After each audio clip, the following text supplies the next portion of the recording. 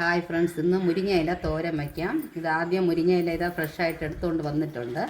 വന്നത് നമുക്ക് ആദ്യം ഇതിന് നന്നായിട്ടൊന്ന് കുടയുക. വലയൊന്നും ഇല്ലാതെ പഴുത്ത ഇലയൊക്കെ ഉണ്ടെങ്കിൽ അതൊക്കെ മാറിക്കിട്ടും. നന്നായിട്ടൊന്ന് കുടയണം.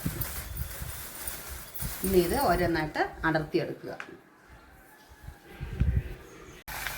ഫ്രണ്ട്സ്, ഇത് 2 സ്പൂൺ വെളിച്ചെണ്ണ നന്നായിട്ട് ചൂടായപ്പോൾ കുറച്ച് ഉഴുന്ന് പരിപ്പ്, കടുക്, വറ്റൽമുളക് എല്ലാമായിട്ട് മൂപ്പിച്ച് ഈ മുരിങ്ങയില കഴുകി വൃത്തിയാക്കി വെച്ചിട്ടുണ്ടായിരുന്നു. ഇത്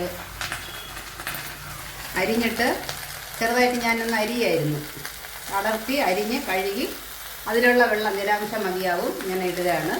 ഇനി ഇതിനായിട്ടിട്ട് ചെറുതായിട്ട് ഉപ്പിട്ട് കുറച്ച് സമയം 2-3 മിനിറ്റ് വഴട്ടണം.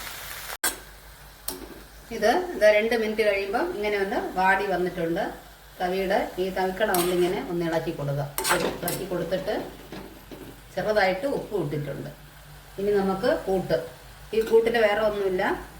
ഇത് തേങ്ങ, ഒരു പിടി തേങ്ങയിൽ 2 വറ്റൽമുളക്, കുറച്ച് ഒരു നുള്ളു ജീരകം, 2-3 നെല്ലി വെളുത്തുള്ളി, മഞ്ഞളൊന്നും വേണ്ട, ഇത്രയും മതി. ഇത് ഞാൻ അമ്മിയിൽ വെച്ച് അരച്ചെടുത്തതാണ്, അതുകൊണ്ടാണ് നല്ല റെഡ് കളറായിരിക്കുന്നത്.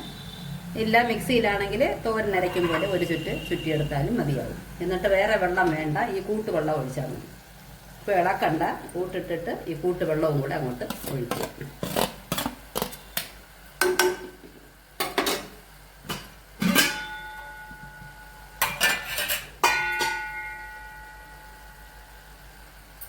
ചെറുതായിട്ടൊന്ന് കഴുകി സൈഡിൽ ഒഴിച്ചാൽ മതിയാവും.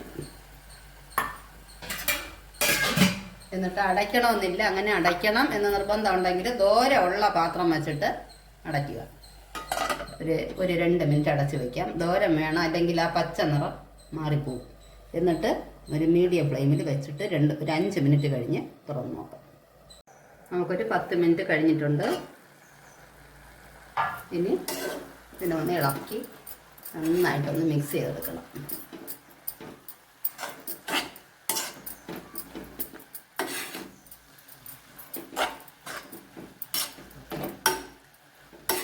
ഇതിൽ നന്നായിട്ട് വെള്ളം വറ്റി നല്ല പൊറുപൊറായിട്ട് നല്ലതായിട്ട് ഇങ്ങനെ കിടന്ന് അപ്പോഴപ്പോഴേ ഒരു 2 മിനിറ്റിനൊരിക്കൽ നമ്മുടെ ഈ തവിക്കണ കൊണ്ട് ഇളക്കി കൊടുക്കുക.